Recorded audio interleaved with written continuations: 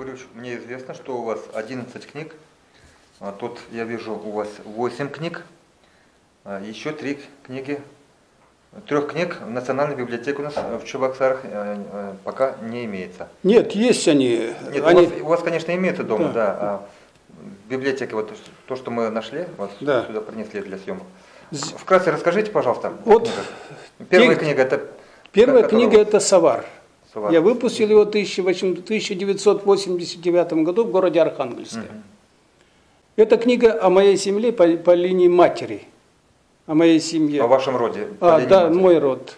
Ну, это попытка каким-то образом. Сегодня, конечно, я бы по-другому эту книгу выпустил, по-другому написал. Тогда были мои эти первые шаги. И вообще первые шаги в исследовании родов было тогда. В Архангельске этим делом занимались считанные люди. Человек 5 мы общество создали общество изучающих своих родов. И мы собирались где-то месяц один раз, у нас было 5-6 человек. Это в Архангельске? В Архангельске еще. Потом, когда сюда переехал, появилась книга «Ярмушка». Это уже сюда переехали жить совсем? Да, жить совсем переехал. Вторая книга появилась, это «Ярмушка». «Ярмушка» это опять о жизни моего рода по линии моего отца. Моего отца это деревня Ярмушка, где родился и вырос он. Где эту деревню создали, я уже говорил, что мои предки, Ярмушка, именно Ярмушка. Да. Это вторая книга. Это вторая книга уже. Третья книга моя это Калининская средняя общеобразовательная школа. Да, это я просил директором школы, мы дружим. Эта школа Татьяна Павловна просила, убедительно просила для того, чтобы написать и посидеть в архивах, и написать к 170-летию вот эту книжку. Долго мы занимались, 3 года поработали. В архивах сидели? В архивах, очень много в архивах сидели. И эта книга вышла. Считаю, что книга неплохая. Ну, есть, конечно, не то определенные ошибки, есть определенные, но, думаю, для читателя они незаметны. Для меня сегодня как автору всегда видно. Ну, как думаете, вот может такого характера книгу написать учитель школы? Вряд ли. Вот. Вряд ли, потому что... У учителя времени нету на это дело? Да. Исследователь все-таки должен быть, да? Тут очень много материала, связанного с архивными документами, потому что здесь и первые ученики, здесь первая школа, здесь и фотокарточки очень много. Человеку, который сегодня работает учителем школы, за всеми этими, конечно, не уследить и трудно это все собрать. Да. Время нужно для этого. Время нужно. А я, как свободный пенсионер, в это время, я говорю, что почти 3 года ходил ежедневно, почти ежедневно в наш архив, наш исторический архив центральный. Не только исторический архив, побывал в архиве и гуманитарного института, я очень много материалов нашел, и в архиве современного, имеется в виду, и современной истории тоже нашел очень много. В общем, в основном, конечно, здесь нету той фальши, здесь все абсолютно документальные материалы. И очень помогли мне, конечно, ныне живущая, и Татьяна Павловна Ефимова, директор школы, она много материала, понимаете, нашла. И ныне живущие учителя, ныне выпускники этой школы очень помогли. То есть пришлось поработать. Вот после этой книги сельская администрация просила, понимаете, выпустить вот эта книжка. Они поняли, что Станислав Гурьевич хорошо может сделать. Наверное, потому что, понимаете, здесь я уже говорил, что нет фальши. Вот эта книга тоже полностью основана на архивных документах, воспоминаниях жителей и свидетельств старожилов и краеведов. И раскрывается почти 500-летняя история, понимаете, это Норосовской волости. Тогда, вот в царское время, наверное... Еще царское время, еще, понимаете, еще... Это 1700... в начале 1710-х, 1719-х, когда прошли Ландратская перепись, так называемая первая перепись населения.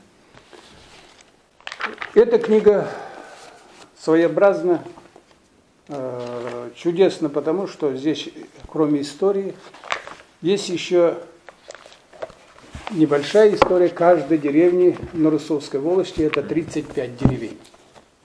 Вот эти небольшие истории 35 деревней, где мне пришлось побывать во время составления, имеется в виду, вот это. И сходили вдоль и поперек. Вдоль и поперек. Потом ведь не один раз, потому что порою наши читатели, с кем говорю я, не всегда правду говорят, они приукрашивают. Это вы как следователь уже как перекрытый допрос ведете, Да.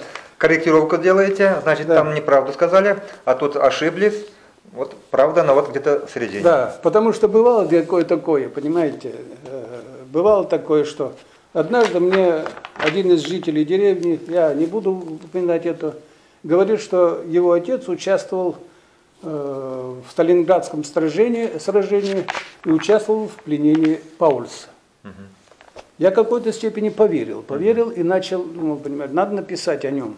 И начал искать материалы, связанные с ним. Ну, было, конечно, удивление, и что делать-то? То, что его отец, который, в общем-то, во время войны охранял зэков в Магадане. Они, понимаешь, не участвовали. Даже непосредственно не прикасался. Не прикасался. Это было, вот такие-то могут быть. Да, почему? ну, Да. людям это свойственно Людям ошибаться, это свойственно. да, немножко его приукрашивать. Почему я сегодня вот говорю, многие краеведы сегодня грешат этими? Во-первых, вот отсутствие нашей истории, кто мы все-таки, дает им какой-то вольности, понимаете, краеведам, и они каждый старается, понимаете, написать о том, о чувашском народе, что вот о том-то, что он такой-то, он вот тот-то. И не всегда правильно характеризует, не всегда правильно истолковывает историю чувашского народа. Я всегда удивляюсь о том, что нашему гуманитарному институту, они в свое время краеведов Чувашии выгнали со своей территории. Надо было, конечно, надо сегодня им руководить этими краеведами. Их ведь в Чувашии каждым годом становится все больше и больше. Только наша организация, Чувашская народная академия наук и искусств, сегодня насчитывает 315 человек. Среди них более 60 докторов и кандидатов наук. Среди них писатели, среди них краеведы, среди них, в общем-то, люди, те, которые сегодня занимаются изучением своего края. Это реальная сила? Это реальная сила. Люди начали осознавать, что они, кто они? Конечно. И в итоге получается, что когда читаешь вот некоторые неточности в книгах краеведов, обидно бывает. Обидно бывает в том, что, во-первых, сегодня нету той цензуры, которая раньше была, вот это тоже в какой-то степени играет, наверное, роль. Может быть, цензура. Цензура, конечно, она сегодня не нужна. Нужна, понимаете, человеческая. Каждого писателя, каждого... Внутренний центр. Да, внутренний должен быть центр, потому что он должен следить за собой, о чем говорит, и как говорит, и правильно ли говорит. Да. Потом появилась еще одна книга. «Тучи на такой херлеп». Это уже книга интересна тем, что здесь говорят полностью эта книга посвящена жителям 3 деревень бывшего колхоза «Броневик». Вот здесь история этого края, имеется в виду, этой деревни. Здесь тоже полностью взято архивные документы, рассказы старожилов, рассказы, фотокарточки, те, которые мне пришлось искать долго, вот в этой туче деревне. Но я удивился, когда Когда изучал документы, связанные с раскулачиванием и репрессированием наших деревень, вы понимаете, в этих трех деревнях, где всего 300 домов, 1930, да, в трех деревнях, в 1930-32 годах были раскулачены 40 хозяйств. Значит, эта деревня жила, понимаете, жила очень небогато, имеется в виду. Эта деревня была, достатки жили они. И это позволило, понимаете... Потому что, наверное, трудолюбивые были. Поэтому трудолюбивый народ, зажиточные потом, были, зажиточные были. И надо же, вот 30, имеется в виду, 40 хозяйств просто раскулачили. А в 1937 году новые силы прошелся по этой деревне, по этим деревням. И за один вечер 23 августа 1937 года арестовали сразу 13 человек, обвинив их, что создали общество против советской власти. Двоих сразу расстреляли, через 15 дней двоих расстреляли. Это для меня было очень горестно. В то же время я со многими разговаривал, со многими жителями. Вот один из моих знакомых рассказывал, когда он составлял эту такую же книжку, он говорит, в нашей деревне более 300 жителей, хозяйств, но никто не был раскулачен. Удивительно тем, значит, все-таки вина в этом, то есть, что раскулачили. Ведь не Сталин же пришел в эту деревню, понимаете, раскулачил. Значит, деревня сама, понимаете, деревня, жители этой деревни, понимаете, постарались этого произвести. Конечно, об этом я не пишу, я, конечно, об этом не рассказываю, потому что в настоящее время живут в деревне и внуки, и этих людей. Зачем? Ворошить, ворошить это неприятно не стоит. Дальше. Книга, у меня вышла сейчас, этой книги здесь нет. Думаю, заслуживает особого внимания. Документальная повесть «Приговоренный на гибель». Это впервые эту книгу так подробно я рассказал о жизни и трагической смерти в застенках НКВД одного из политических деятелей, журналиста, литератора, писателя, переводчика, основателя чувашского издательства, это Платона Захаровича Львова. Это брат моего деда. Поэтому близкое братство мне позволило полностью заняться этим вопросом. Я очень много интересного нашел, узнал, что он вместе с Сельменем как раз принимал самое активное участие в создании Чувашской автономной области. Только в 1937 году, когда его арестовали за то, что он служил в газете «Хыбар» в 1917 году. Он когда это до революции еще в Хыбаре служил. То, что его призвали в Белую армию, он оттуда, конечно, удрал через несколько дней. Ну вот белые пришли, мобилизовали его. Мобилизовали его в 1918 году, его в июне месяце мобилизовали, он тут же удрал, смог убежать. Вот. Но эти тоже были уже обвинения в адрес Льва Платуния.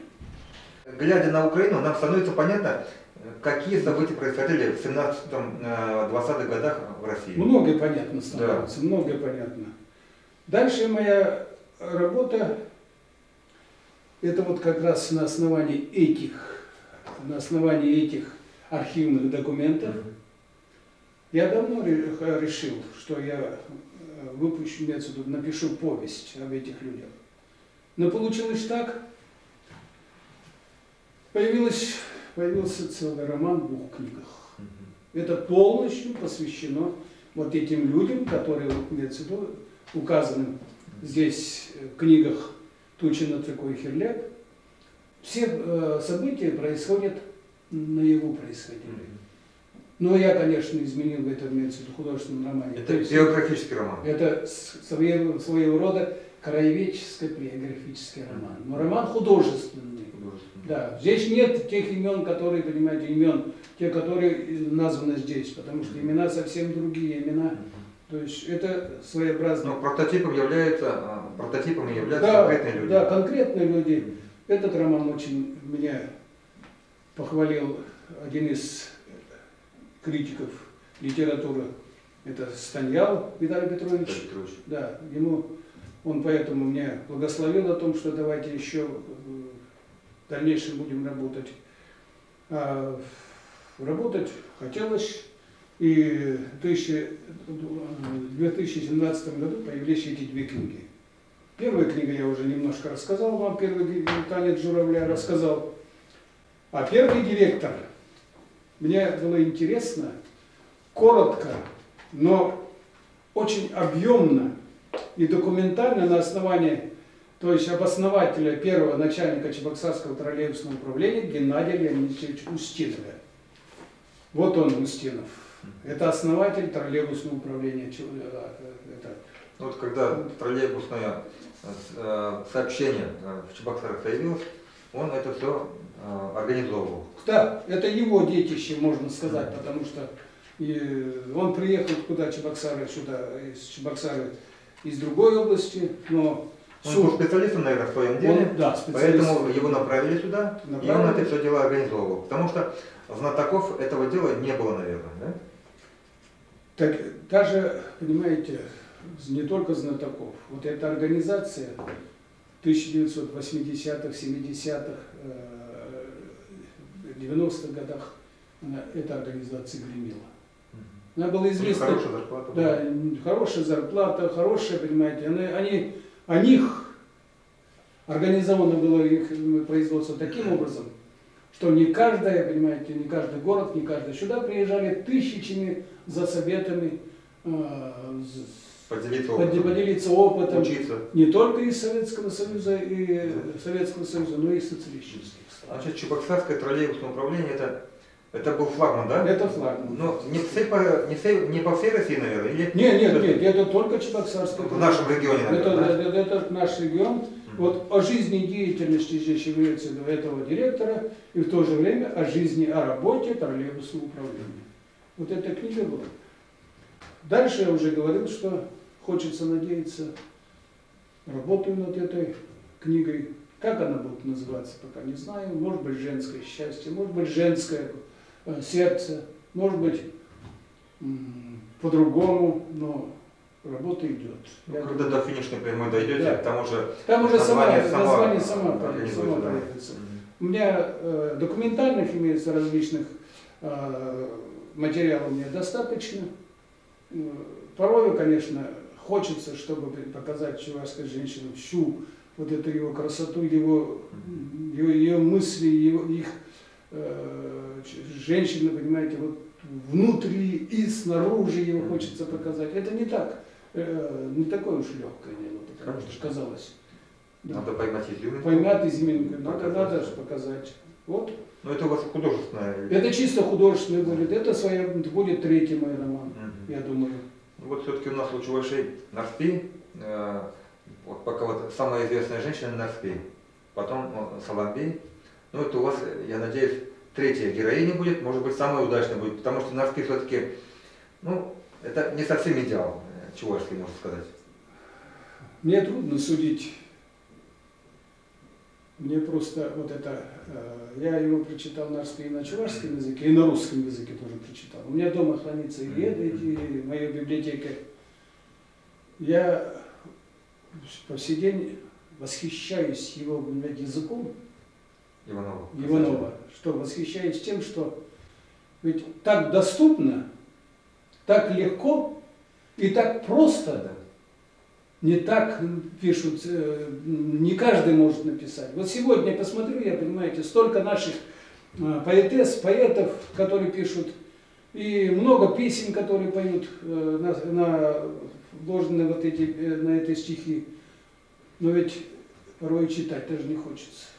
Потому что, понимаете, Я люблю, потому что ты любишь. Потому что когда ты это все, вот такие стихотворения, вот мне из всех абсолютно сегодняшних мне нравится произведение Семендера, мне нравится произведение Кильбича. Мне в какой-то степени вот нравятся разные стихи, но не все, я имеется в виду, у чувашской поэтессы Раисы Сарби. Вот так коротко. Станислав Гурьевич, смотрите, какой пьедестал для вашего памятника появился. Ну, еще 3 книги. Они какой толщины будут? Книги, наверное, вот так.